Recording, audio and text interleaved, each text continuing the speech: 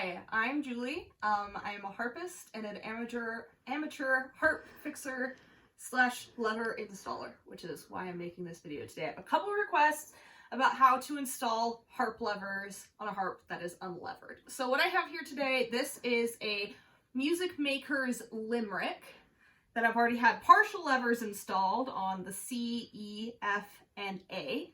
And I'm going to show you how to install an individual lever so that you can increase the price of your harp and you don't have to find a harp person like me in order to do it yourself. So, a couple of unique things about this harp. This harp was built in about late 90s. You can see down here that we have a beautiful hand-carved burnt-in decoration down here.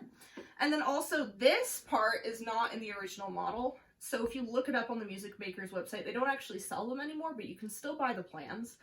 What happened was the old owner cracked the neck. So what I did is I installed two pieces. You can see it right there, the second piece. So they cracked the neck. So I just put these two pieces in, glued it and screwed it in so it's nice and stable. So levers. There's definitely some supplies that you're going to need. These levers that I've decided to install on here are the Rees levers. So they are the same levers. I want to zoom in on these Rees levers here. These are the same levers that are used on all Rees harps, particularly the harpsicles, which is one of their more popular models. For the Rees harps, not the Rees harps, for the Rees levers, of course, you're going to need a lever. So it'll just come, you'll notice a couple things about the lever. It is a lifting mechanism. So some levers will squeeze the string, others lift, some push down. So Loveland Levers is probably the most popular American brand of the push-down lever. This is a lift lever. So you'll see that it has the mechanism right there in that curved area. That's where the string will sit. You lift it up by the lever, and it'll lift up, and that little bit will be stopped by this little black padded. There's also two places for screws. There's the top right up here, which has a little bit of space so that you can adjust it, and then the same down underneath where the actual string will sit. So first you'll need some of these. You can get them at Robinson Harp Shop in California. They'll ship them to you. They're about $11.50 a piece. One of the other advantages of the Rees levers is that they're a cheaper model. Loveland, which is another popular model of lever, will run you about $15. And then the squeezing levers, which are used on the Salvi and the Line and Healy and some of the upper model, more expensive models of lever harp, will run you at least $15, potentially $20 a piece. So while it is an expensive investment, it really expands the range of your instrument and is definitely worth the cost. And as you can see here, I'm only installing some of them. Even having just F and C's or an F, C, and B will really expand the number and type of pieces that you can play on your instrument. So, in addition to the lever, you will need a #1 Phillips screw. Now you can buy these when you buy the lever, but it's much cheaper to just buy 100 at once. Instead of paying, 25 cents a piece, you can buy 100 for like $4 or something. Okay, so that's that lever here. Very small. You can also see it's a Phillips head. Maybe a little blurry since it's so small. Now, the part of the concern about levers is, screws this small is that you'd have a tendency to strip out the screw head. So I'll talk about that and how to deal with that. Okay, so you can't just drill a screw in willy-nilly, otherwise it's gonna crack the neck of our harp, which is this part where the screws go in.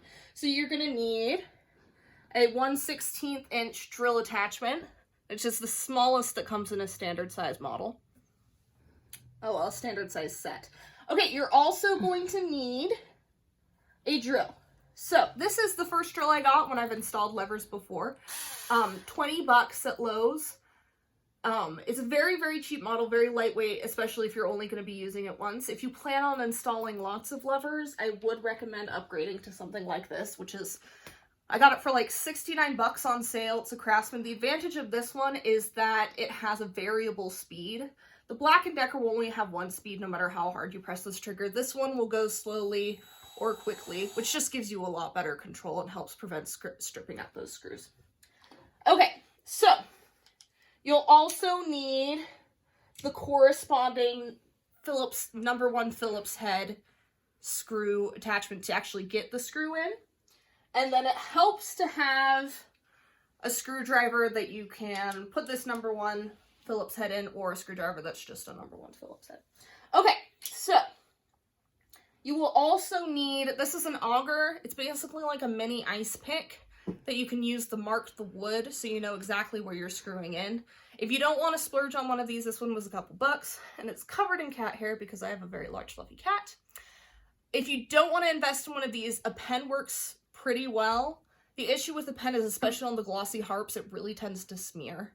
So try it with the pen. If you don't want to buy this, and then maybe you want to buy it, totally up to you. Okay. And then, of course, we're going to need some sort of tuning mechanism. You can use an app. This one is just a regular cord, and then I have an attachment, so it tunes by vibration.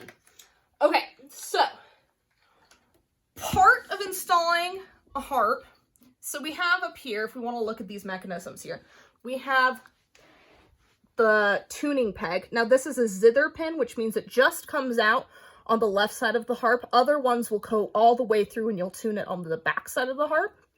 You have right here are the bridge pins. Now you need to be able to adjust the bridge pins in order to install your levers.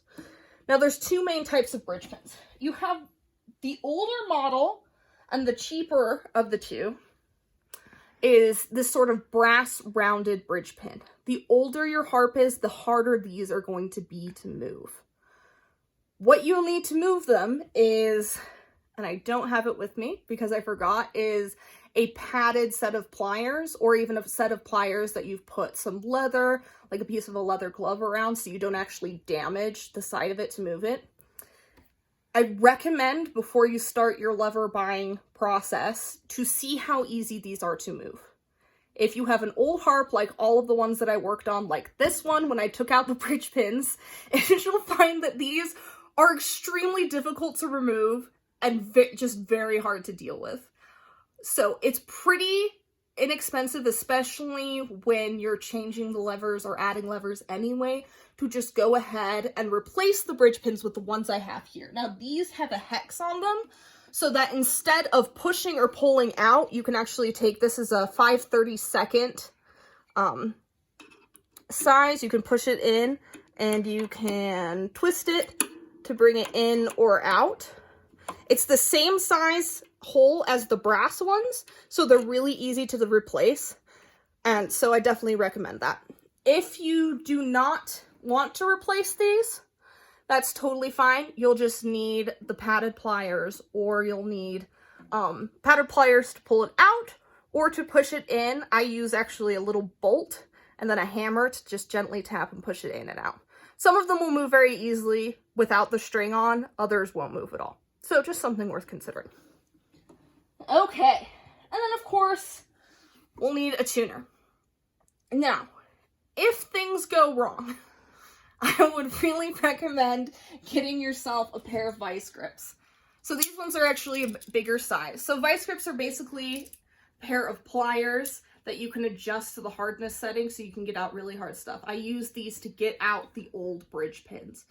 Pliers will not be strong enough, and especially if they're really, really old bridge pins, then chances are you're just going to break off the bridge pin instead of actually pulling it out if you aren't careful. And if it's broken off, then it's extra hard to get out. So I'd really recommend getting a pair of these. You will also want a pair of these, particularly a needle-nose pair of these that are really small, if you end up stripping the screw and you need to pull it out, which I'll talk about later. Okay. So when I'm setting it up, I'm just on the floor right now. I also have, you're also going to want a tuner, obviously. I just have a drop cloth, like a painter's drop cloth here, just to get all the dust and stuff. Especially when you're changing a bunch of levers all at once, you'll find that a lot of dust comes out. Okay, so what I'm going to do is I'm going to set this harp back here. So I'm going to set it on the side with the levers up. And I've just got a small box here that I'm going to set it up. So it's really, sometimes you can have a smaller box here if you really want to make it level. But it helps that this isn't laying all the way down here, because then you just don't have as good a reach on it.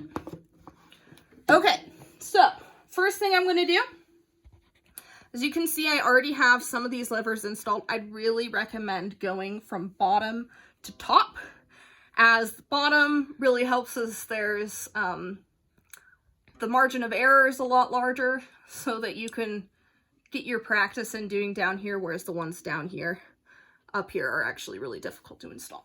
So what you're going to do is you are going to put the lever all the way up in the up position, and you're going to place the lever under here like that. Okay, so I'm also going to take my tuner. I'm going to plug it in, attach it to the harp, because it goes off vibrations. Okay. And so from here, I don't know how to hold it so that you can see it and I can see it. So right now, if I'm putting it on this B, actually, I'm going to put it on this E so you guys can see better. Okay, so this E is currently, so I'm tuning this. This harp is, you're going to want to be able to play it with 2 flats. So I'm going to tune this E string to an E flat. So I'm just going to take a little time to tune this. So attach just goes on like that.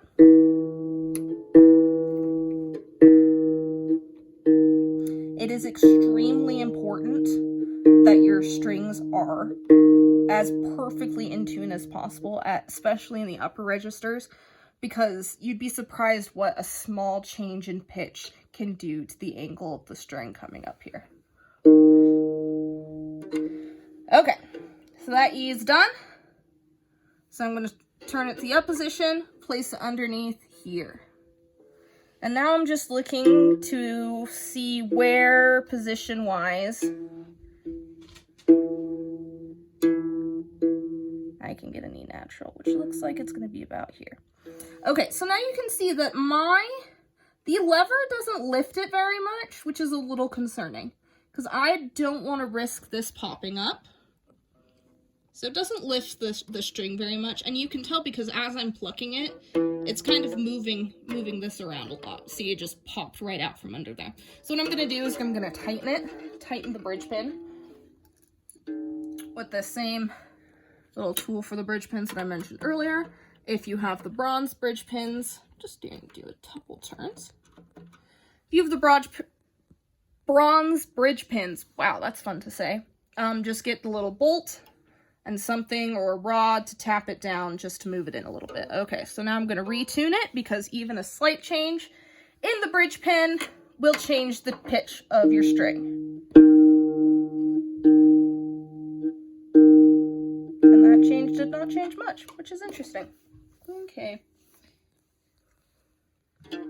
Okay, we'll see if it's a little better now. See, yeah, it's a much tighter fit now, which I really like.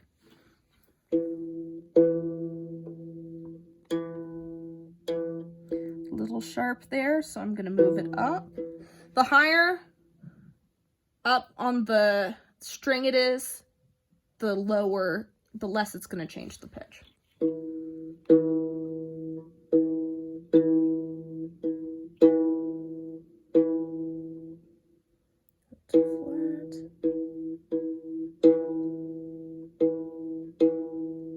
Come on, kiddo.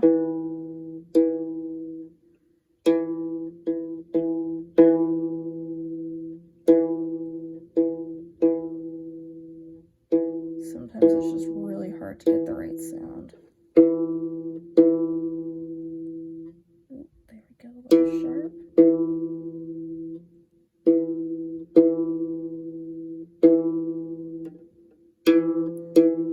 This is a lengthy process, especially when your tuner is not cooperating.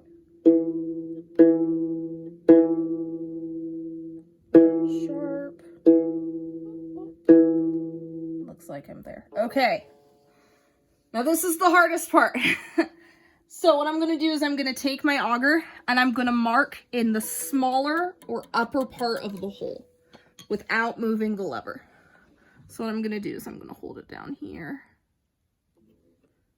And the other thing is you don't want it to be at an angle.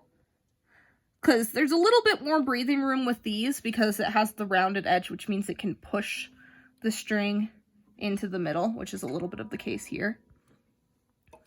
So you gotta be, what I look for is this side piece about right here. I look to make sure that is parallel to the string, which is the case here. Okay, so now the hardest part is actually marking it.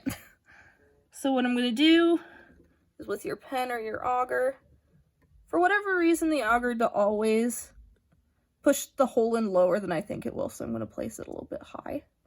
And you just push it in, and you poke it. And I have a nice little hole. Okay, so then I'm gonna try again, and I'm gonna tune it again, and then I'm gonna replace it to make sure I'm in the correct place. Set an E flat, put the lever in.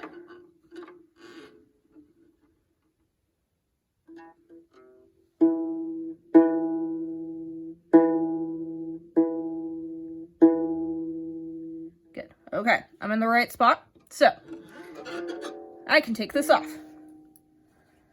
Okay, and then what I'm going to do is you're going to pull out your drill. And then I'm going to add the 1/16 inch attachment, like I mentioned earlier.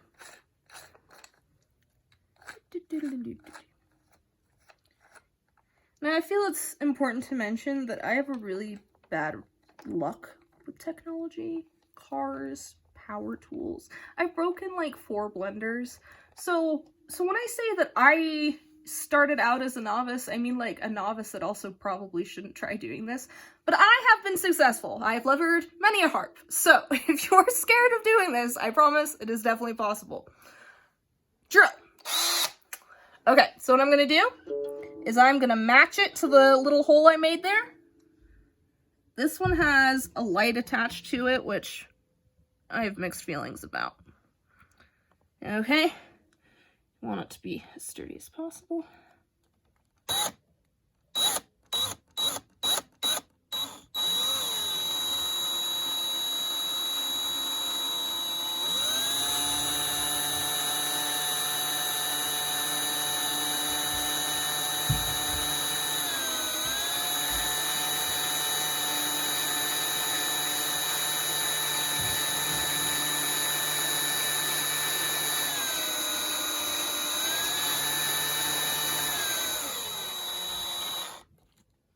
And I'm going to go backwards to pull it out. Okay.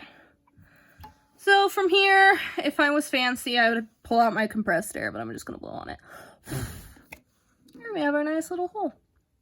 Okay, so now I'm going to double check the depth here. Make sure that's deep enough for my... Come on out. Come on. Okay, that's about how deep it is. And then I'm going to double check with my screws to make sure it's not deep enough. Very important to make sure it's deep enough. Otherwise, you will be in big trouble later. Not big trouble, but you'll have more work to do. Okay, here's the screw. Definitely deep enough. Because there will also be the metal lever parts. It'll only go in about that deep. Okay. So, now what you're going to do... You don't need this right now anymore. We also have a second hole to do, so don't forget about this bit.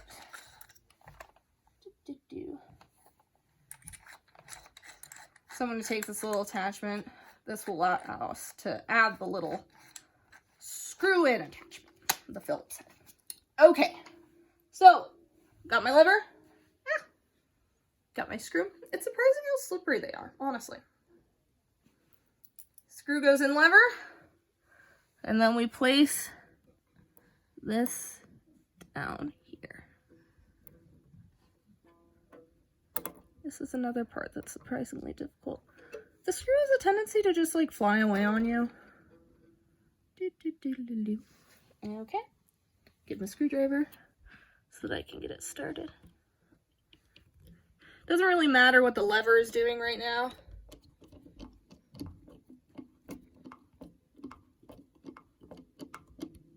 Okay. Technically, you probably don't need the drill. You can just screw it in, but I like to have it nice and tight. Okay. And also, if you're doing a lot of levers, you'll get really tired of just screwing it in there. And if you're worried about it touching a string, you can just pull the string away, or you can pull the string off, but you'll have to put it back on, which does take some time. Yes, I'm going very slowly, but as someone who has stripped many a screw, I'm not going to risk it. Okay, so I'm going to actually pull this screw back out a little bit and talk about it.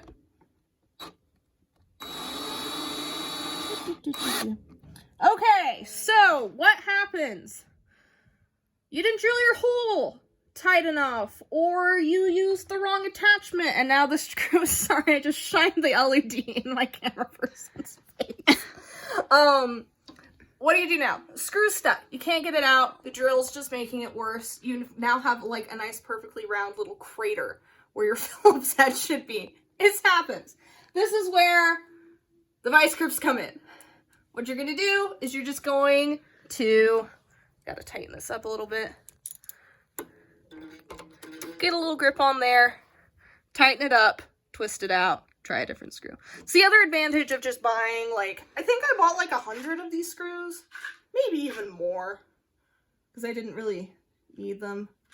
I just bought tons of these screws, and that way, if they get lost, especially if you have shaggy carpeting, they're just really easy to lose. And they're easy to break. So, it's nice to have a bunch of extras around, and they're really cheap if you buy them in bulk. So, that's what you do with there. And it's the same general idea if you're pulling out your bridge pins. You just take your vice grips. I have bigger ones for the bridge pins. Latch it around, pull it out. If you want to try to avoid scratching it, again, just...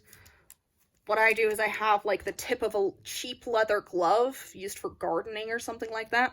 And I just slip it on there so that these little grippy things don't hurt it too much, and then pull it out.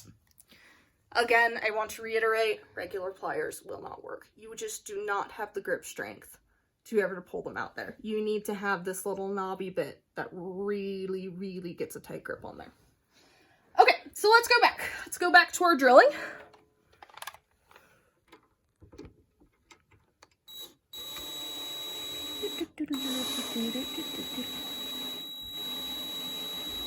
I'm aware I'm going slowly. Okay.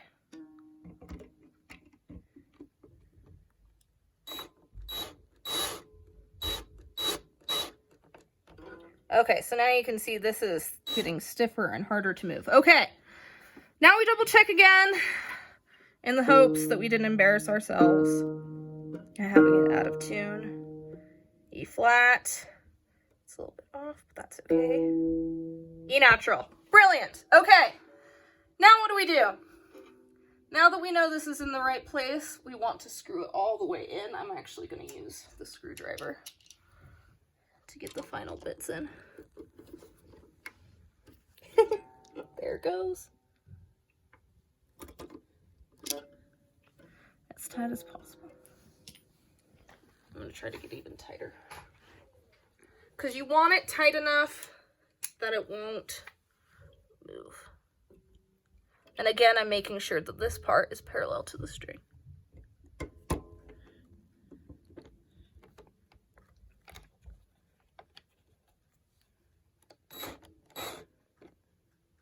There you go. Okay, now that the lever is in the correct position, now we have to take off this string because we need to be able to access this other hole down here. Take it. So what I do, and what I've actually done up here, as you can see up here, I don't have any of these lower screws in. Because what I like to do, this one's a little wiggly. What I like to do is I like to do all the top screws, take all of the strings off, do all of the below screws. I don't know if that's how they do it at Rees. That's what I like to do because taking the string on and off and then retuning it is just a pain in the butt. So I like to do that all at the end, all at once. Okay, so for this one, take it off. You don't have to take like the string all the way off, just enough that you can get it off the bridge pin so it gets out of your way.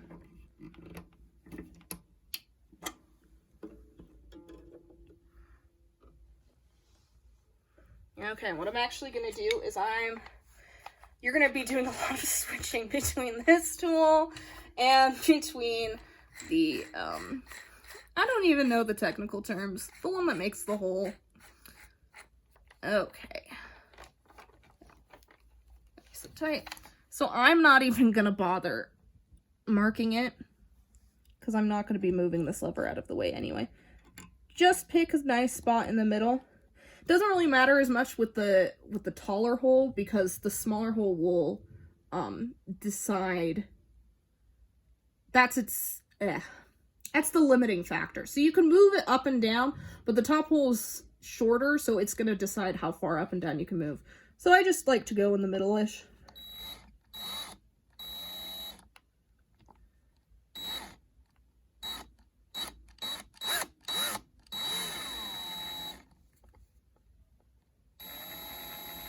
Man, the light is reflecting off of it. It's making it a little difficult to see what's going on.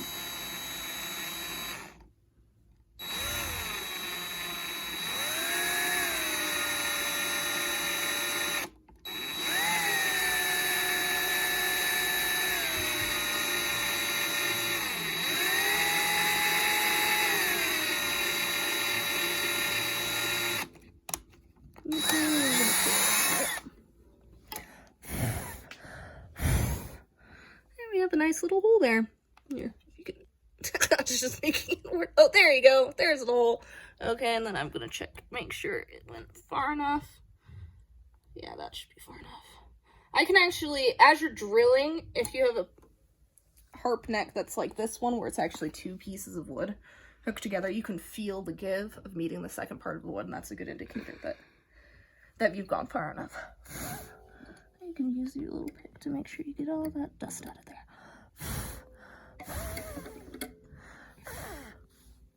Okay, and now that we've drilled our holes correctly, you will drill the holes incorrectly. I've done it many times. The advantage is that if you drill the hole incorrectly, just leave it there. You can use a little wood filler if you want. You don't really need to. Because the gears of the lever are going to cover it up, unless you're like doing it in very, very extremely weird places. The levers will be able to cover up whatever the hole is. And even if the hole shows up a little bit, nobody's going to notice. So don't worry too much about it. Okay, so I'm going to go back to the drill bit.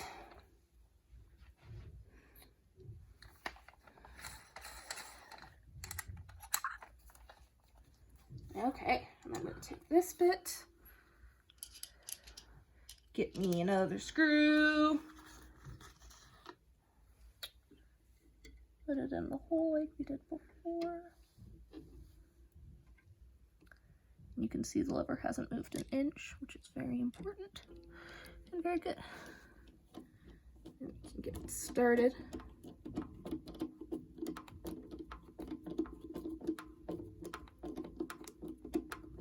Actually, I don't want to switch it to the drill because I'm lazy.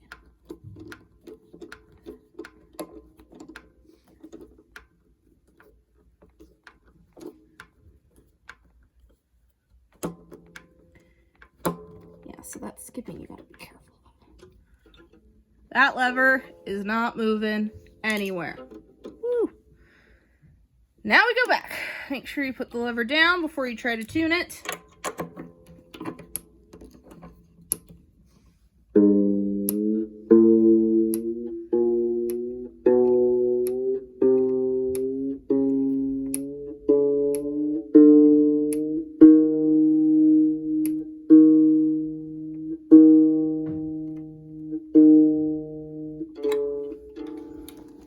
Okay.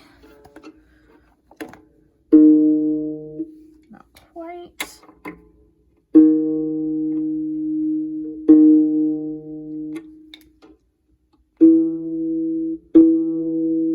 Moment of truth. Okay.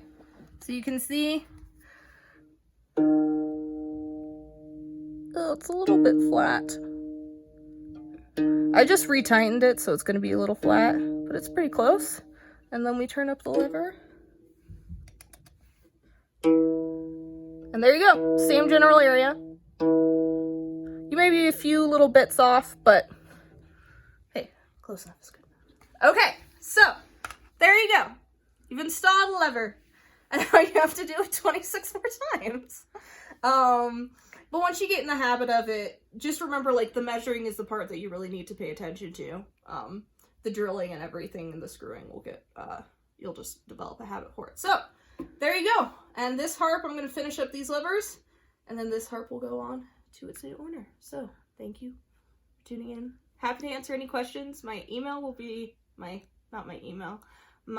website will be listed below. So I fix up harps on occasion, and I also rent them out and teach lessons online. So if you have any more questions, happy to answer them. Remember, I'm an amateur. I'm sure there's an official way to do this, but this is the best way I found. And the official people, there are some instructions you can have online, but it's really nice to have a video, which is why I made it. So thank you for tuning in.